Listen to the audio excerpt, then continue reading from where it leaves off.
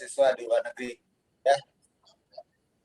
Ini kan mungkin agak beda ya, baik dari segi pengajuannya maupun nanti pada saat di sana gitu dengan yang kita jalur normal yang istilahnya yang bayar sendiri gitu. Oh. Nah, ada dua hal yang mau saya tanyakan ke ekonom. Yang pertama adalah pada saat kita pengajuan visa. Nah, kalau yang ngajuin biasa ada persyaratan keuangan kan, untuk misalnya di tabungan harus ada sekian. Nah, apakah sama atau beda nih dengan jalur beasiswa? Itu yang pertama. Terus yang kedua, pada saat di luar negeri, boleh nggak yang pegang beasiswa ini juga kerja di luar negeri untuk istilahnya buat untuk mendapatkan istilahnya untuk biaya hidup gitu kan, istilahnya namanya juga cari beasiswa, Bu.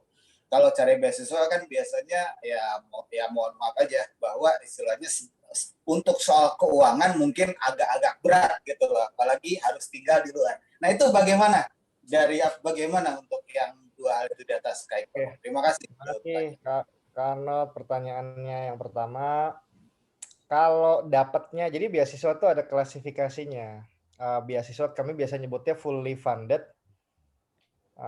Selebihnya kalau beasiswa nggak fully funded namanya parsial, jadi sebagian gitu kan. Kalau beasiswa fully funded itu artinya kita tuh bisa sampai lulus tidak keluar uang sepeser pun, gitu ya. Uang kuliahnya dijamin, uang hidupnya dijamin. Nah, kalau dapat beasiswa yang kayak begitu, itu pas ngurus visa itu nggak ditanyain apapun. Mau maaf istilahnya rekening kita kosong pun ya udah nggak apa-apa gitu. Tapi tetap ada. Saya tahu ada di level kedutaan ada yang dia ini bener fully funded apa enggak. Jadi tolong tetap lampirkan deh kemampuan biayamu gitu. Tapi nggak gede. Saya dulu pengalaman misalnya ada adik kita lolos ke Perancis, dapat beasiswa nggak fully funded sih memang sih, di Paris ya dia dapat, di Sorbonne, uang kuliahnya gratis, digratiskan ya sama pemerintah gitu, dapat beasiswa, terus dapat asrama dan lain sebagainya, tapi tetap kan nggak full ya, dia tetap harus bayar hidup bulanan di Parisnya gitu. Itu ketika ngurus visa itu orang tuanya maaf saya bocorin aja ya, itu di rekeningnya hanya ada 100 juta lolos tuh berangkat kemarin gitu.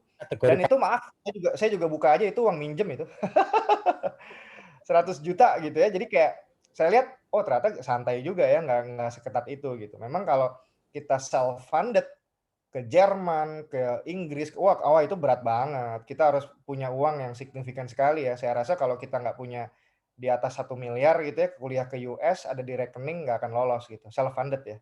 Tapi kalau beasiswa biasanya lebih santai, Pak. Yang kedua tadi ini apa?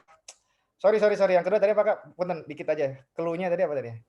Oke, ini kan kita kan beasiswa kita kan berangkat ke sono dibiayain full. Termasuk tadi Kak Ekonom menyebutkan bahwa kerja. Oke.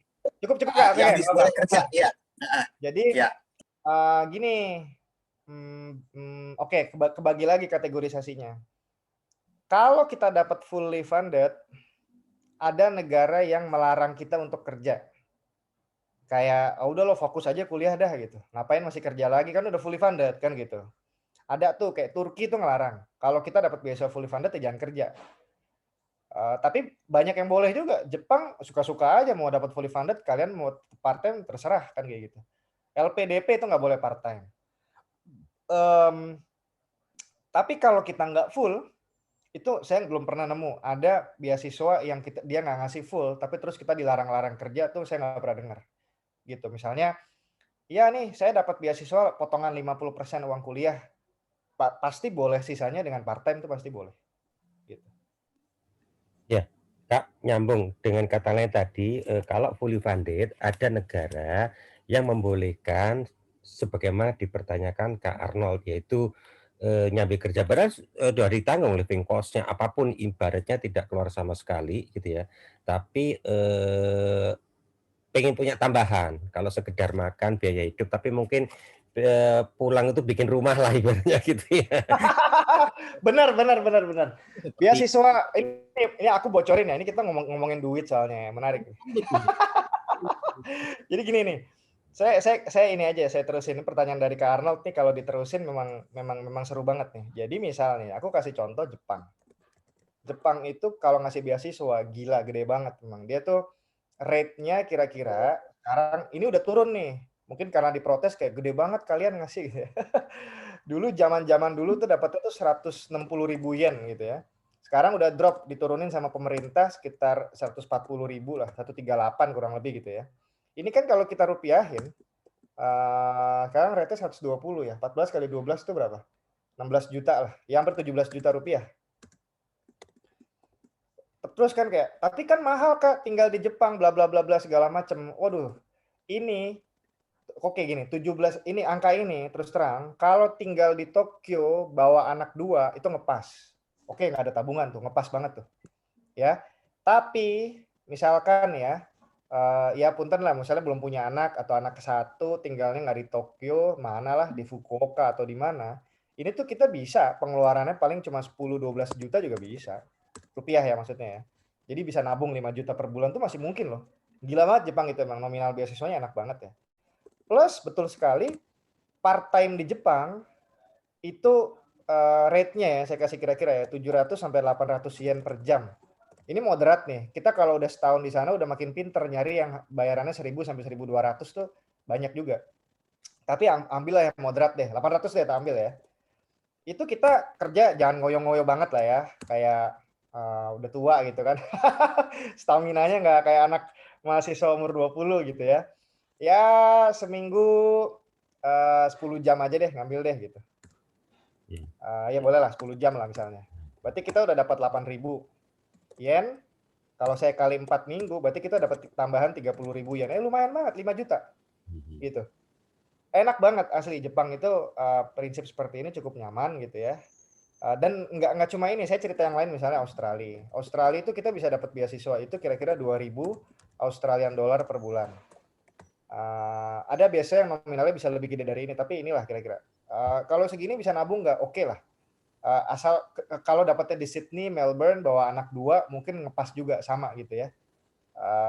Tapi teman-teman saya pada part time.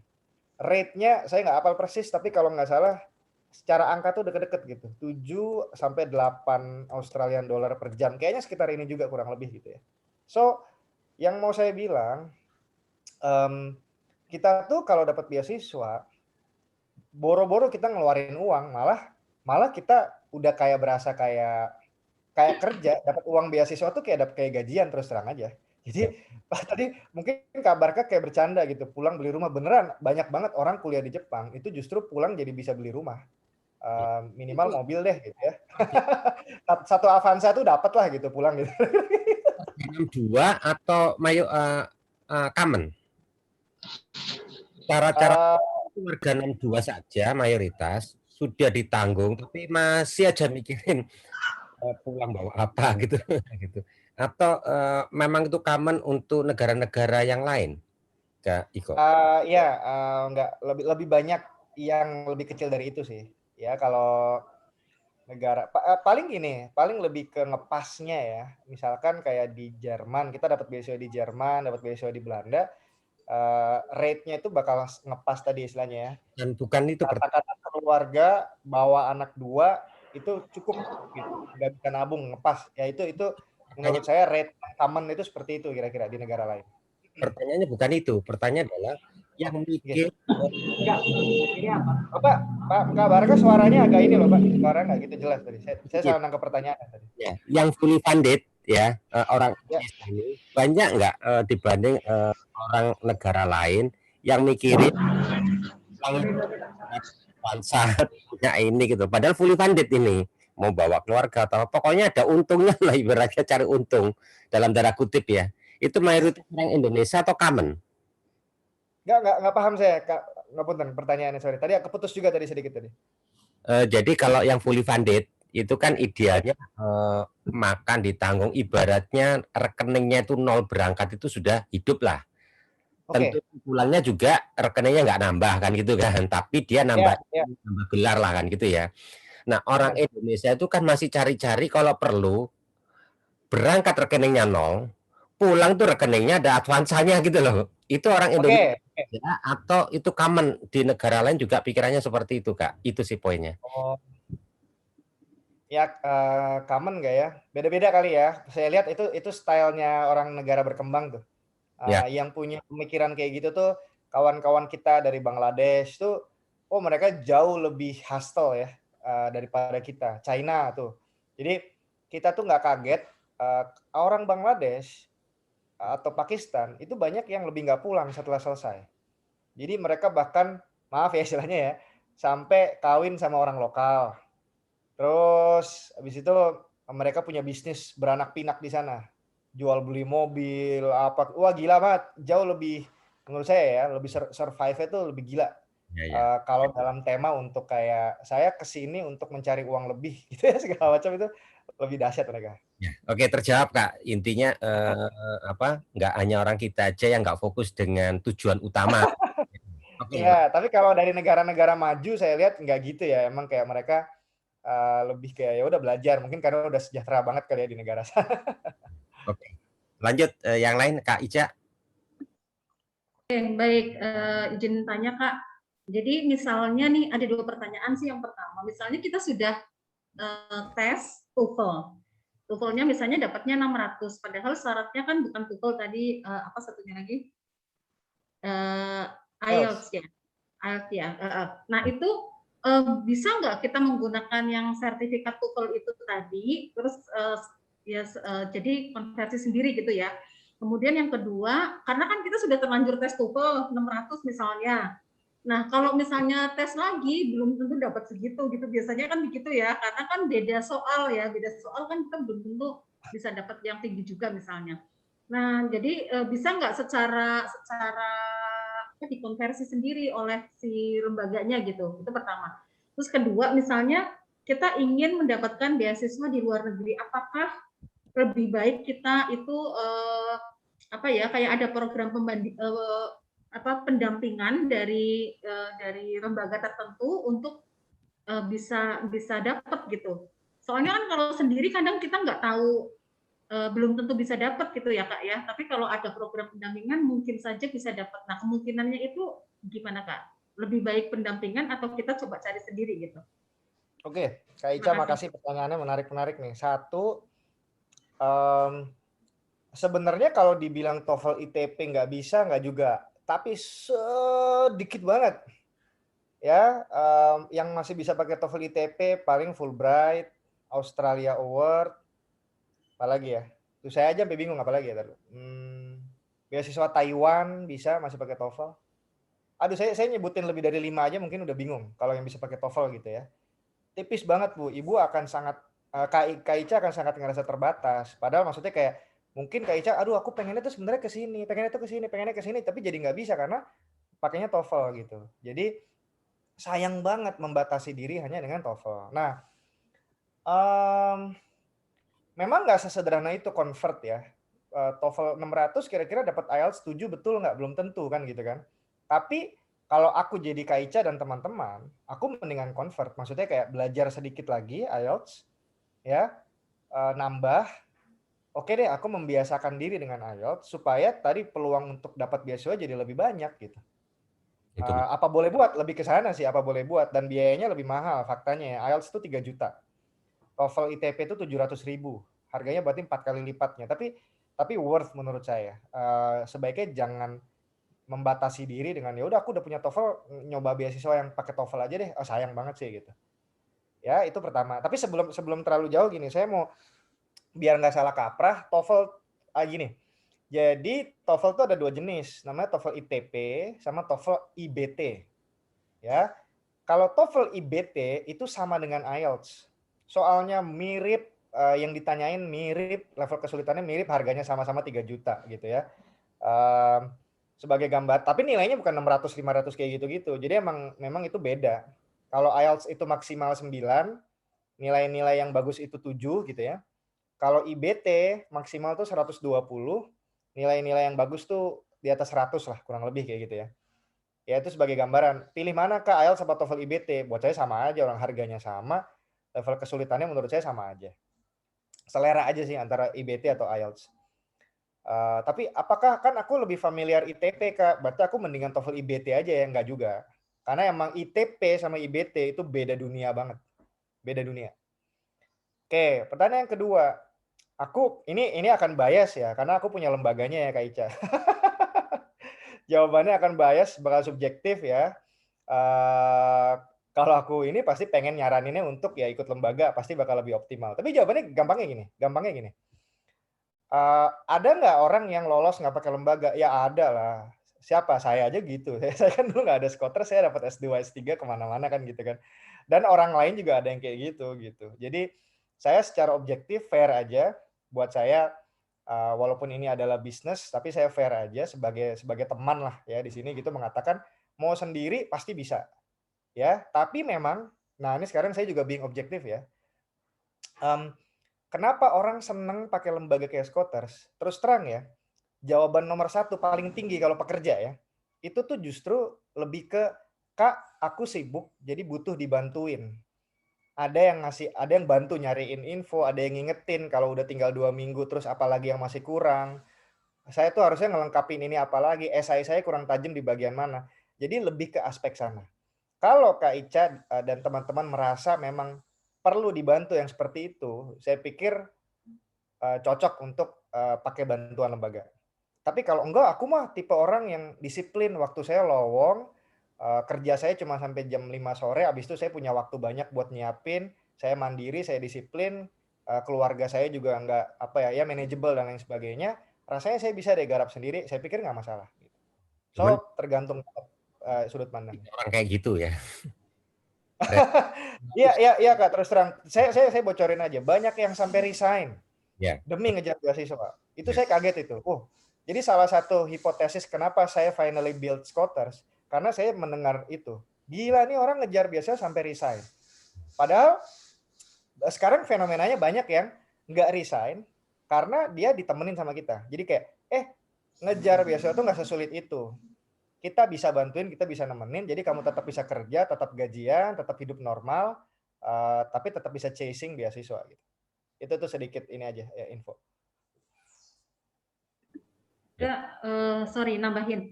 Ini pengalaman soalnya kemarin ya. Jadi anak saya kemarin kan dia sebenarnya ingin juga ngambil di beberapa negara gitu ya. Oh, buat Tapi anak memang, ceritanya nih Kak. Kenapa? Buat anaknya ceritanya konteksnya dari tadi. Iya, kalau saya kan Oh. nggak ada S4 lagi, jadi udah nggak sekolah lagi. Enggak. Terus. Kalau ada S4 mungkin saya daftar lagi, udah S3 terakhir gitu. Udah nggak ada sekolah lagi kecuali mengejar jadi profesor mungkin, tapi saya males gitu ya. Ini untuk anak saya sih. Kemarin itu anak saya itu kan baru lulus ceritanya SMA. Kemudian ada biasanya kan mereka suka ke sekolah-sekolah SMA untuk promo gitu ya. Nah, ada satu lembaga tapi saya lupa namanya, itu menawarkan satu paket pendampingan, tetapi kok saya pikir harganya kok sangat mahal gitu ya. Dan benefitnya apa sih? Karena saya sudah lihat harganya itu sudah sangat mahal, jadi saya juga tidak terlalu tertarik untuk bertanya-tanya gitu, untuk bertanya lebih lanjut. Jadi anak saya sudah bilang, saya coba negeri dulu aja lah di dalam, dia bilang gitu. Jadi ya sudah, ikutin proses ikut PTN dulu aja, saya bilang seperti itu. Nah, dan sampai sekarang saya memang belum tanya-tanya lagi karena waktu itu dia menawarkan paketnya yang cukup mahal gitu ya. Jadi saya ini benefitnya, jadi bertanya-tanya benefitnya apa sih, maksudnya sampai pendampingannya sampai seberapa jauh kok harganya tinggi sekali gitu. Menarik. Jadi ini Kak, sebenarnya ya lembaga kayak gitu tuh bener terminologinya lembaga dampingin, sumpah dampingin doang. Ya, saya kalau boleh kritik, saya ngerasa kayak ngapain kita pakai begituan, maaf nih ya. Saya taunya kayak gitu tuh yang banyak tuh ke Jerman, abis itu ke Australia, UK, Amerika, segala macam kayak gitu-gitu ya. Yang actually kita kalau itu maaf ya daftar sendiri juga kita sebenarnya bisa. Wong intinya kita tinggal buka website kampus, isi aplikasi cuma biodata lalalala, bisa keterima kok gitu. Bantuan dari mereka tuh nggak signifikan gitu. Cuman kadang-kadang ada apalah ya kayak oke, application fee-nya dari yang bayar 1 juta di diskon jadi gratis gitu-gitulah segala macam gitu ya. Jadi nggak signifikan sebenarnya. Nah, kalau terlepas ya, itu teman-teman saya juga ya, karena kami yang di study abroad business berteman lah gitu ya. Tapi saya sebagai mungkin orang tua punya anak juga, saya nggak akan melakukan itu ya. Kayak ini mah sendiri juga bisa. Nah, beda sama misalnya Scooters. Scooters tuh kita positioningnya beda nih Kak. Kita bimbel loh, gitu. Bimbel yang kita konteksnya ini ya, misalnya kayak tadi IELTS-nya masih kurang, ayo kita belajar IELTS tempat kita. Kemudian IC belum tahu cara bikin IC yang bagus gimana, ngadepin interview gimana segala macam. Nah, kalau di Scooters kita lebih ke prep ya, ke bimbel. Dan bedanya sama lembaga-lembaga yang kayak tadi, kita biasanya nyebutnya agency ya. Biasanya pilihan negara mereka itu agak terbatas, nggak terlalu banyak. Kalau kita simply mau daftar sampai ke 50 negara pun kita punya akses informasinya lengkap, plus beasiswa. Gitu. Itu yang ngebedain kalau di Scooters.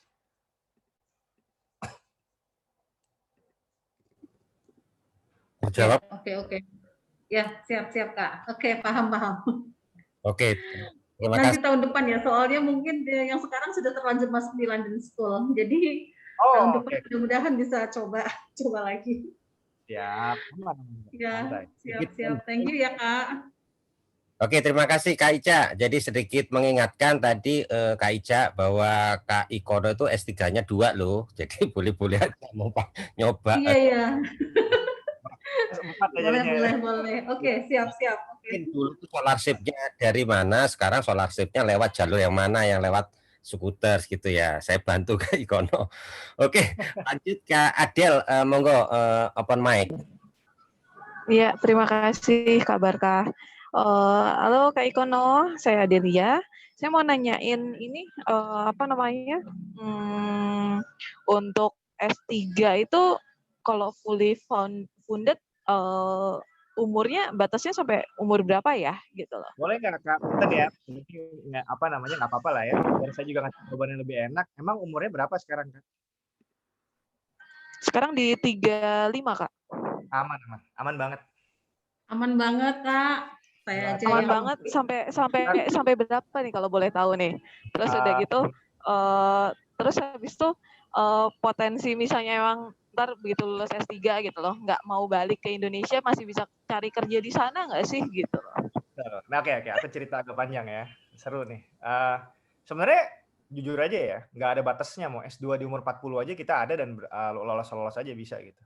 Apalagi S3, biasanya S3 rentangnya lebih. Jadi gini, ada beasiswa-beasiswa yang ada batas umur, ada yang nggak ada batas umurnya. Nah, itu dulu ya. Jadi kalau tadi pertanyaannya ada batasnya nggak? Ya saya jawab nggak ada. Karena selalu ada beasiswa yang nggak nanyain batas umur gitu. Cuma memang banyak beasiswa yang menurut saya relatif lebih mudah buat lolos, buat S3 itu paling nggak di bawah 40 deh gitu. Jadi 35 tuh super aman, super duper aman menurut saya ya. Harusnya bisa gitu, nggak masalah. Terus kalau ditanya yang mana yang bisa nggak pulang? Karena ada beasiswa yang kita dapat harus pulang. Contoh, paling gampang LPDP. LPDP itu wajib pulang. Nggak bisa kita terus cabut gitu ya. Tinggal di sana nggak boleh. Jadi kalau emang punya pertimbangan seperti itu, jangan ngambil LPDP. LPDP padahal batas umurnya sampai 40. Jadi plus minus nih, Kak Adel ya. Kalau misalnya kayak, ya udah LPDP asik banget sih. Menurut saya peluang lolosnya lumayan. Nominal beasiswanya juga relatif besar. Oke gitu ya. Pilihan negaranya super, pas mau kemana pun bakal dibayarin. Itu enaknya LPDP, tapi the bad thing-nya nggak bisa pulang. Harus pulang. Nah, kalau mau nggak pulang, kalau mau nggak pulang, saya S3 tuh banyak banget asli. Saya mesti ngeliat dulu jujur aja ya, Kak Delia ini profilnya seperti apa. Gini, saya bisa kasih ilustrasi ya. Sebenarnya seluruh dunia ini punya beasiswa S3. Nggak kayak S2. Kalau S2 kita ngelimit kayak negara ini nggak punya. Tapi kalau S3, bayangkan seluruh kampus Eropa itu dia punya skema beasiswa S3 misalnya, coba. Segila itu gitu. Seluruh kampus Kanada tuh punya skema beasiswa S3, beasiswa kampus. Semua kampus Australia juga punya seperti itu gitu ya. Jadi S3 tuh gila banyak banget beasiswanya. Sampai kita kadang-kadang tuh student kita tuh bingung sendiri kayak, yuk daftar ini. Kata dia kayak, aduh, baru selesai daftar ini kok udah daftar lagi gitu. Emang segitu banyaknya. Kalau diladenin ngelamar beasiswa S3 tuh banyak sekali opportunity-nya gitu. Jadi saya tapi kita ngobrol aja deh Kak, coba. Misalnya kayak Kak Delia seberapa ini nih, misalnya negaranya, oke, negara tuh kebagi dua. Yang paling pengen mana, tapi di sisi lain seberapa open kalau misalnya nggak dapat ke situ, seberapa open untuk negara yang lain gitu misalnya. Nah, kalau misalnya ditanya sampai sedetail itu masih belum kepikiran macam-macam sih. Karena dari kemarin kayaknya ngelihat beasiswa tuh rata-rata umur 35 gitu loh. Terus kayak kemarin kan karena pandemi, terus habis itu ngerasa nyesel ya gitu loh. Terus habis itu sekarang pas lagi ada webinar yang ditawarin sama HC for Us, kayaknya ya coba deh gitu loh. Nanya-nanya dulu deh gitu loh. Tapi masih ada kayak apa ya, keinginan untuk kemananya tuh masih ngeblank aja sejujurnya gitu loh. Ini juga baru tahu, oh ternyata banyak ya di Eropa yang nawarin skemanya S3 gitu kan. Nah, terus udah gitu ya banyak hal lah yang sebenarnya kayak masih lagi banyak pertimbangan aja gitu loh, tentang keluarga juga iya gitu kan. Ya banyak hal lah. Tapi kalau misalnya tanya pengen nyoba ya pengen nyoba gitu. I see.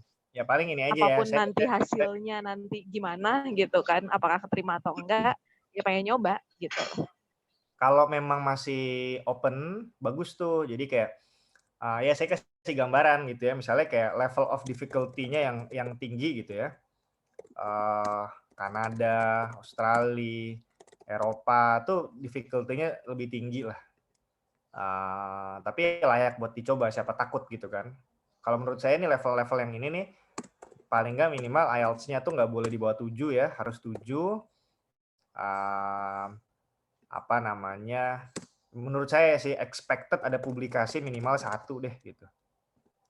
Terus ya ini paling minimal ini ya. Karena ya itu difficulty-nya menurut saya cukup tinggi gitu. Tapi kalau mau yang ya udah deh, pokoknya S3 tapi bukan negara jelek gitu. Maksudnya ya kita tetap bisa belajar banyak banget loh di negara-negara itu gitu ya. Saya nggak sampai easy deh gitu ya, medium lah. Medium agak-agak easy gitu ya. Itu mana? Ini saya kasih bocoran aja ya. Korea, Taiwan, China, Jepang 35 udah nggak dapet. Ya, padahal Jepang tuh kalau misalnya Bapak Ibu di sini ada yang belum 35, itu relatif nggak susah banget juga untuk dapat Jepang. Korea, Taiwan, China, mana lagi ya yang nggak sulit-sulit banget gitu. Terus sekarang 3 negara ini sih ya, paling kalau mau nambah Thailand gitu ya, itu tapi ya kayak ya sayang lah ya terlalu deket, masih negara Asia Tenggara gitu kayak. Masih mending Cina atau Korea sih. Saya agak begitu dibilang Cina ini agak tergoda nih Cina nih. Cina asik banget. Jadi maksudku kuliahnya sih bakal dalam bahasa Inggris ya kayak gitu. Cuman namanya S3 di sana 3 tahun, mungkin 4 tahun. Pasti kan bahasa Cina juga harus belajar terpapar. Itu akan jadi ini tuh nilai plus banget setelah itu misalnya mau stay over di sana terus habis itu kerja dengan berbekal bahasa Cina gitu. Itu seru banget sih.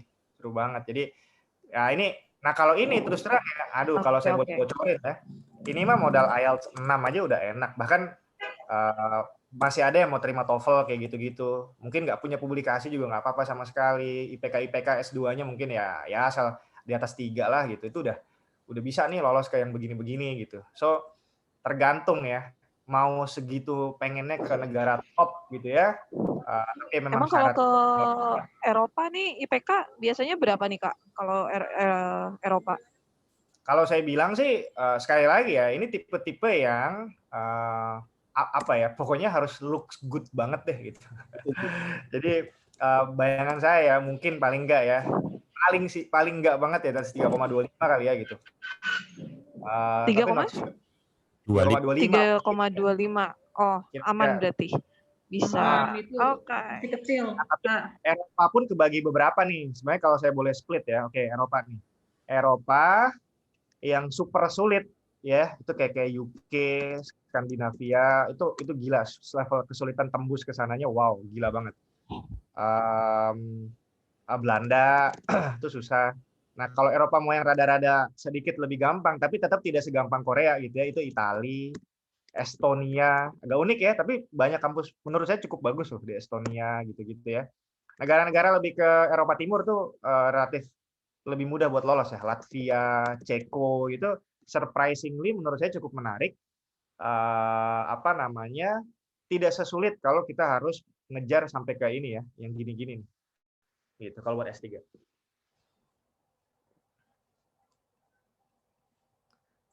Dan ini yang saya share ini semua ya, ini beasiswa yang nggak perlu pulang semua nih. Ini nggak perlu pulang. Waduh, mantap nih. Makasih banget nih Kak Ikono nih. Yang dan nggak ada batas umur. Sumpah ini semua nggak pakai batas umur karena rata-rata biasanya beasiswa kampus. Nah, hindari yang kayak LPDP ini harus pulang, umurnya maksimal 40. Fulbright dia harus pulang, tapi nggak ada batas umur. AS nggak harus pulang, nggak ada batas umur. New Zealand Scholarship, dia 40 harus pulang ya. Tinggal pilih aja, jangan pilih yang begini-begini lah ya, yang kalau emang nggak mau pulang gitu kan. Gitu kira-kira Kak Delia. Seru nih, semangat deh kejar. Baik, makasih Kak Ikono. Sekian deh kalau dari saya nih.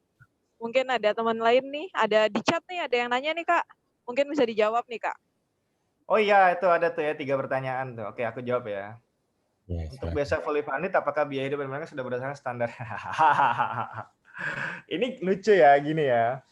Semua uang hidupnya beasiswa fully funded, itu terus terang ya, itu tuh kita tuh masuk ke dalam kategori orang miskin. Beneran loh, jadi kayak tadi Jepang, kita kayak, wah banyak ya uangnya dapat 16 juta sebulan. Sorry to say, itu di bawah UMR itu. Jadi, ya kayak gitu. Cuma apa? Cuma sebenarnya bisa hidup. Ya, jadi saya tadi memaparkan fakta aja, bahwa namanya beasiswa itu kita nggak bisa distandarkan dengan kayak gaya hidup normalnya orang sana, nggak bisa. Tapi bisa hidup nggak bisa, aman. Ya, nah gini Kak Ulwi ya, apakah kalau kita bawa keluarga terus jadi ada tambahan? Jarang tuh ada beasiswa yang kayak gitu. Lebih banyak modelnya ya udah nih uang jebret 1.000 euro. Bawa keluarga nggak bawa keluarga, gua nggak ngurus, kira-kira gitu dari pihak sana. Lebih banyak tuh tipenya yang seperti itu. Bisa nggak 1.000 euro bawa keluarga? Bisa. Tergantung kota. Kalau di Munchen misalnya nggak mati. Gitu ya. Tapi kalau dapatnya di Berlin 1.000 euro bawa keluarga masih aman. Kayak gitu-gitu. So planningnya aja emang harus matang. Requirement outline essay what to do. Oke, saya coba urai ya. Ini pertanyaannya menarik. Banyak yang jawabannya tuh nggak oke. Jadi gini, saya mau belajar S2 bidangnya ya HR lah ya, human capital misalnya. Karena apanya dulu dari paragraf 1 harus sudah clear dulu dong. Saya adalah praktisi HR lebih dari 5 tahun. Saya banyak bermain di Komben misalnya. Bla bla bla bla, tapi saya ngerasa saya kurang nih gitu. Pegawainya bertambah, company saya makin besar, udah lebih dari 1.000 orang, tapi entah kenapa di company kita ini saya dipasrahkan garap Komben, tapi saya masih bingung, masih apa segala macam.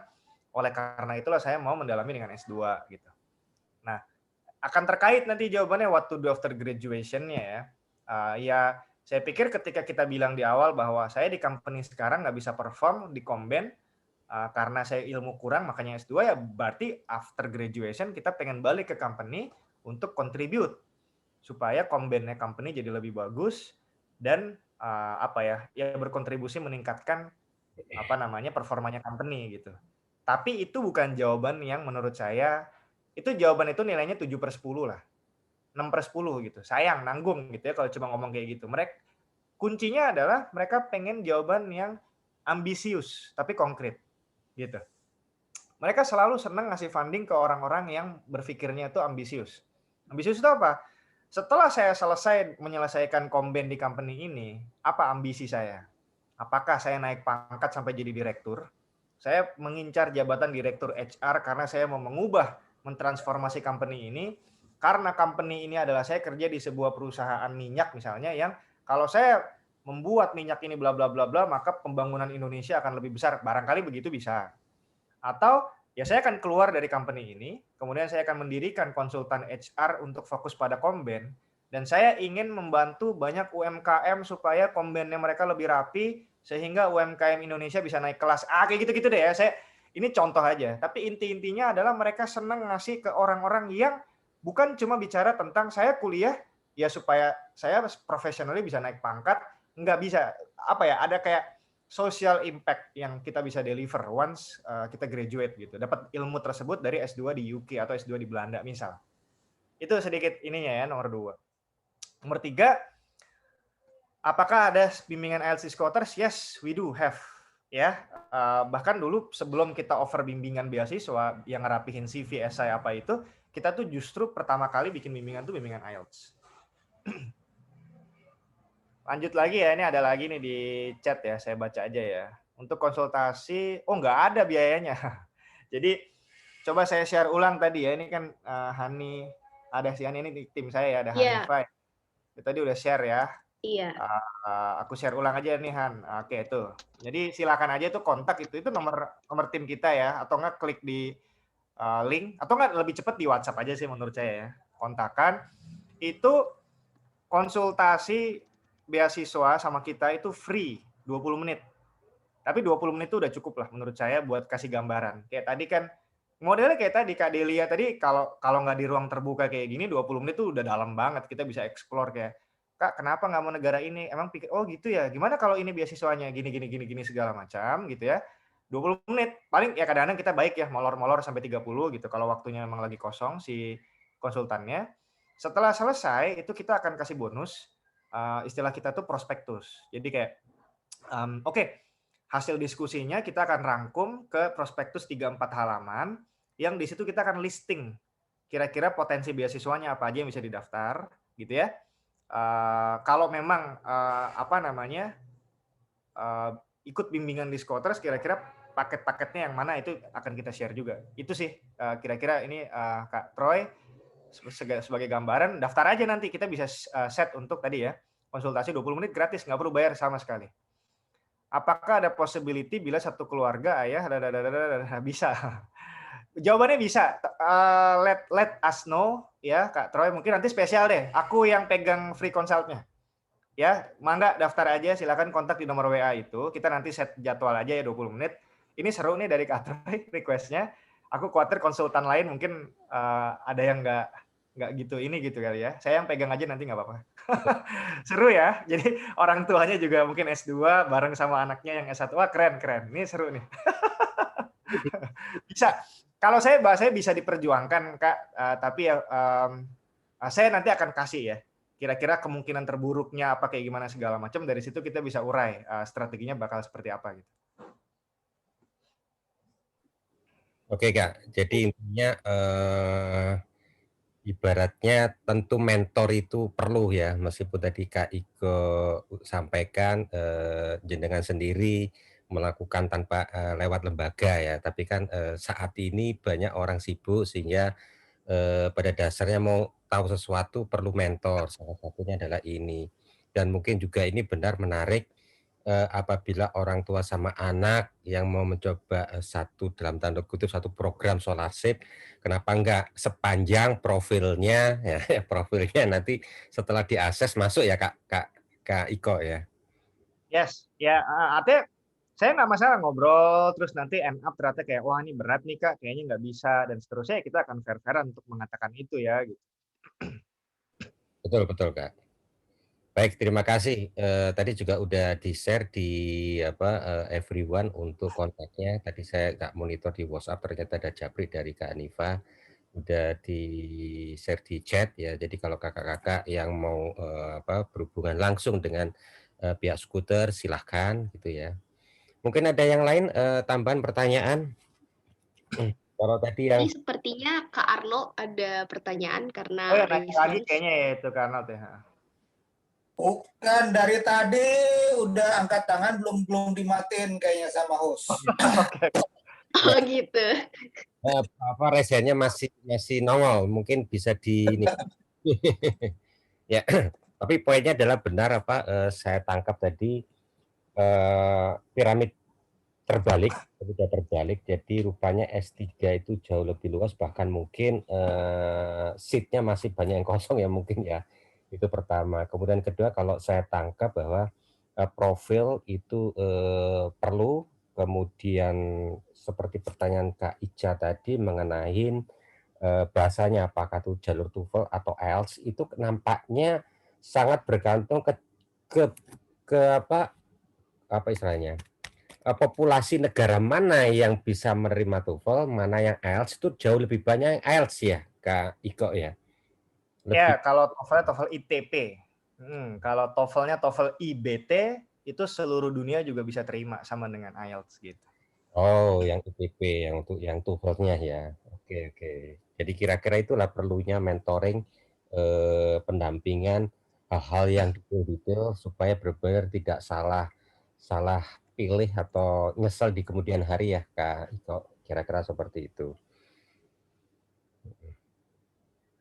Karena kalau penyesalan di depan namanya pendaftaran itu. Oke, ada yang lain? Izin tanya Pak, tanya lagi ya, nggak apa-apa ya.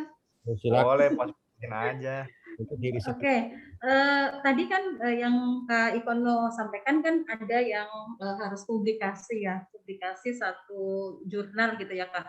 Ada ketentuannya nggak? Maksudnya jurnalnya bebas internasional saja atau harus fokus nih Q1 misalnya atau Q2 misalnya contohnya.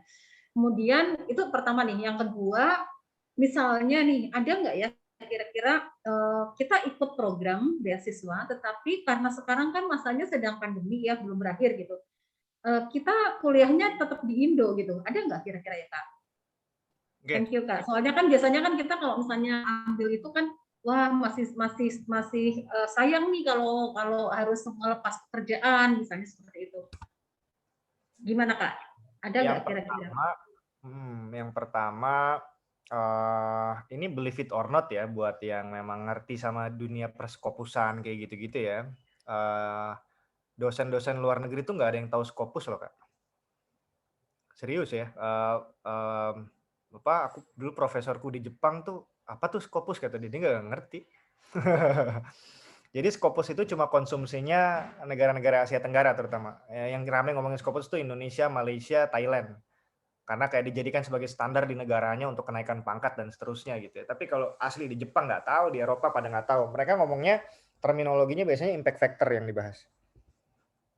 Impact factor 1, 2, 3, 4, 5, 6, 7 dan seterusnya gitu-gitu ya. Jadi kalau mau ngeliat jurnal kita seberapa kredibel, sebenarnya sesimply credibility aja ya. Kita tuh sekilas bisa tahu kok suatu jurnal itu kredibel atau enggak, walaupun dia misalnya tidak terindeks Scopus gitu ya. Dengan melihat misalnya website-nya pantas nggak tampilannya dan segala macam. Dari mana dia publish ya, kalau dari India atau apa kayak gitu-gitu biasanya udah agak diragukan gitu ya. Tapi yet still kalau menurut saya ya, as long as itu jurnal internasional, ditulis dengan baik, itu udah jadi nilai plus lah sedikit banyak gitu ya. Sehingga nanti bukan tentang gua publish di jurnal apa segala macam, tapi bakal dibaca sama profesornya. Kamu nulis apa sih ini di jurnal ini gitu ya. Jika tulisannya bagus, menggunakan metode yang menurut mereka proper, terus kayak, oh ini metode ini saya pakai juga nih di riset saya gitu, ya itu akan jadi nilai plus gitu. Tapi wah ini di jurnal yang mungkin Q4 atau apa, Scopus loh ini gitu. Kan kita tahu sama tahu ya, Q4 Scopus aja banyak juga jurnal yang ada agak abal-abal lah kalau boleh saya bilang ya gitu. Tulisannya ternyata jelek, metodenya berantakan, ya mau Scopus pun mereka juga nggak akan nganggep gitu. Itu yang pertama. Yang kedua gini, menurut saya gini, too bad COVID-nya udah berakhir, Kak. Ya, beneran too bad COVID-nya udah berakhir. Kalau pertanyaan ini munculnya di awal 2020, itu banyak. Tapi S2 lah. Jadi justru banyak ada kawan-kawan kita yang dia itu akhirnya S2-nya berakhir tanpa dia berangkat gitu. Karena emang nggak bisa berangkat gitu. Tapi sekarang justru banyak yang berpikir kayak Kak Ica nih gitu, kayak saya nggak pengen berangkat, kayak enak juga ya kita dapat gelar tapi di Indonesia doang. Dia dipaksa berangkat dong. Kayak apalagi alasanmu nggak berangkat gitu. Udah dipaksa berangkat justru hari-hari ini gitu ya. Jadi agak berat. Tapi mau nggak mau ya kita pasti ini ya Pak, ya Kak, keluar kerja gitu, nggak bisa nyambi gitu ya artinya ya.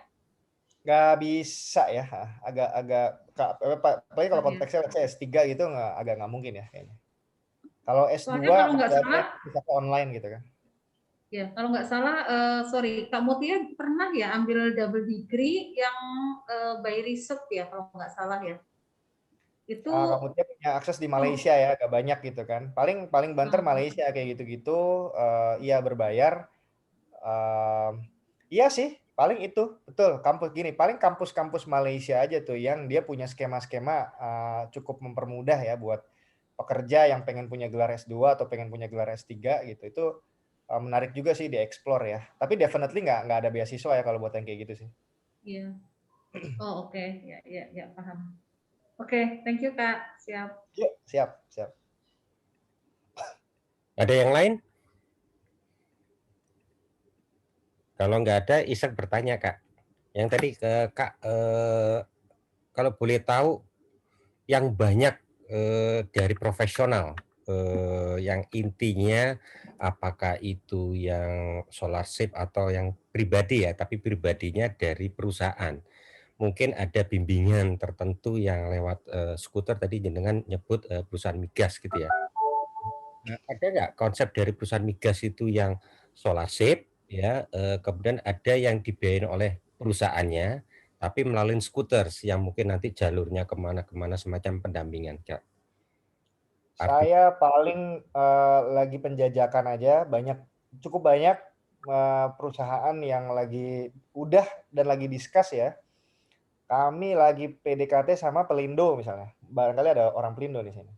Pelindo, moga-moga sih bisa dialokasikan nih di 2022 konsep itu. Dulu udah agak lama banget kita pernah sama Semen Bosowa kalau nggak salah, tapi kayaknya nggak ada kabar lagi. Sempat tertarik Pak Dirutnya oke gitu, tapi akhirnya nggak ada kelanjutan gitu. Mana lagi ya? Approach aja sih, Kak Barkah. So far belum ada sih, paling nggak satu company yang memakai konsep itu sementara belum sih. Ya. Siap-siap. Oke, terima kasih. Baik. Saya pernah dikritik begini ya, salah satunya kayak, waduh, karena kan saya bilang gini, Bapak Pak Dirut atau Bapak Direktur HR gitu ya. Oh, Medco juga lagi ada kayak gitu ya. Tapi saya beberapa memang ada yang kritik itu begini. Oh, kalau iya kami punya alokasi anggarannya sekian miliar per tahun gitu, yang kami berangkatin 5 orang paling banyak atau 10. Saya bilang sama mereka, Pak, bisa loh kita berangkatin 2, 3, 4 kali lipatnya juga bisa. 20 orang, 30 orang dengan biaya yang sama gitu. Kata mereka, kalau berangkat semua ntar siapa yang kerja dong? Oh ya benar juga sih.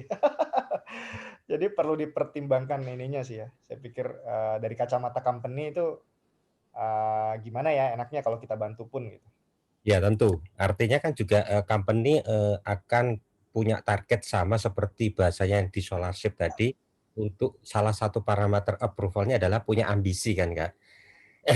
Nah, tentunya kan perusahaan kalau mau mengirim apakah itu scholarship, tentu kalau scholarship kan pihak yang memberi funding-nya lah yang mengakses. Tapi kalau seandainya perusahaan yang personal account, intinya si karyawannya free, tapi personal account-nya, company account, tentunya kan perusahaan kan juga punya standar bagaimana si karyawan dipilih yang kira-kira return on investment-nya lah, apakah itu untuk perusahaan sekaligus untuk social IQ society-nya tadi ya Kak Ikono saya sampaikan, itu kan sebagai salah satu syarat dari perusahaan kan ya. Tentunya itu menurut saya, tidak hanya sekedar kirim, apakah tadi alasannya kalau kirim 10 orang atau 5 orang siapa yang kerja, tapi paling tidak ada pilihan-pilihan atau kriteria dari perusahaan yang tujuannya untuk kembali ke perusahaan supaya jauh lebih baik, termasuk dirinya ini si yang dikirim agar karir path-nya jauh signifikan kan gitu kira-kira ya Kak Ikono ya. Sebenarnya itu menarik Kak Barka. Jadi gini ya, saya ngelihatnya ya, di level-level anak-anak umur di bawah nih, saya 30-an ya, di anak-anak 20-an itu, sebenarnya mereka tuh masih banyak yang prefer ke company-company tertentu, karena dia tahu bahwa, oh saya kalau masuk ke situ, ada skema dikirim beasiswa gitu. Contoh BI, itu laku banget tuh di anak-anak fresh graduate, walaupun maaf-maaf istilahnya, sekarang anak-anak muda senangnya ke startup gitu kan. Tapi karena BI punya konsep beasiswa, wah masih ramai orang ke BI gitu kan. Pelindo gitu, itu juga orang tahu ke sana karena bakal dikirim untuk S2. Jadi menurut saya punya konsep beasiswa untuk pegawai itu tuh bisa jadi ini salah satu daya tarik buat narik talent ya. Itu sekedar usul aja dari saya. Termasuk ini ya, apa bahasanya? Menahan mereka supaya tidak hanya sekedar si perusahaan tadi kayak Pelindo atau BI sebagai kampus loncatan aja ya. Begitu Ya, diikat lah ya, habis itu kan standar ya. Entah kamu berangkat ya pulangnya tetap harus mengabdi berapa tahun gitu. Aku sebenarnya nggak masalah sih. tetap ada gitu ya. Senang. Rata-rata pada kayak gitu kok, ada ikatannya. Jelas ya. Ya. Oke. Ada yang lain, kakak? Kalau seandainya akan tidak ada. Ya, saya juga izin Kak Barka, saya juga ada call lain nih 11.40 pas 5 menit lagi. Jadi moga-moga cukup ini ya untuk sekarang. Ya. Diskusinya. Dari chat ini juga sudah kosong Kak. Terima kasih banyak. Materinya, paparannya juga sudah cukup jelas. Mungkin ada yang kontak langsung dengan tim Kak Ikono, silakan, sudah ada di chat, bisa di copy paste misalkan gitu.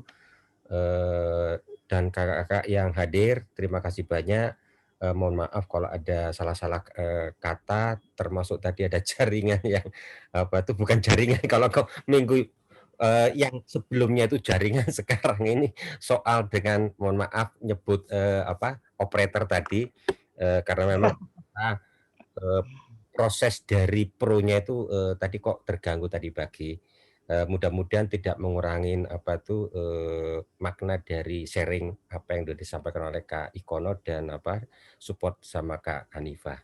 Terima kasih banyak Kak Ikono, Kak Ica, Kak Hanifah. Foto dulu kita Kak. Foto dulu Kak. Boleh, foto dulu, siap. Ayo kita nyalakan kamera kakak semuanya. Nggak biasa jadi moderator. Oh, ini ada Kak Wayan. Kak Wayan, ayo kita nyalakan kamera. Kak Mutia, Kak Yudi, Kak Adel, Kak Hari, Kak Ulwi. Oke, siap ya. Saya bantu foto. Oke, 1, 2, 3. Tangannya di atas. Oh, sorry. 1, 2, 3. Oke, terima kasih Kak Ikono. Makasih semuanya. Makasih semuanya. Sukses selalu ya.